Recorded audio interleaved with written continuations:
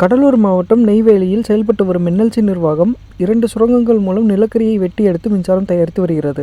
இந்த நிலையில் ஆண்டிற்கு பல கோடி ரூபாய் லாபத்தில் இயங்கும் என்எல்சி நிறுவனம் இயந்திரங்களை சரியாக பழுது நீக்கவில்லை என்ற குற்றச்சாட்டு நீண்ட காலமாக இருந்து வருகிறது. சமீப காலங்களில் இயந்திரங்கள் தீப்பிடித்து எரியும் சம்பவம் அதிகரித்து வருகிறது. இந்த நிலையில் இன்று 2வது சுரங்கத்தில் நிலக்கரியை கடத்தும் டிரைவேட் இயந்திரம் திடீரென தீப்பிடித்து எரிந்ததால் பரபரப்பு ஏற்பட்டது. மேலும் இயந்திரத்தில் பணியாளர்கள் இல்லாததால் அதிர்ஷ்டவசமாக உயிர் சேதம் தவிர்க்கப்பட்டது. தீயை கட்டுக்குள் கொண்டு வரும் பணியில் தீயணைப்பு துறையினர் ஈடுபட்டு வருகின்றனர்.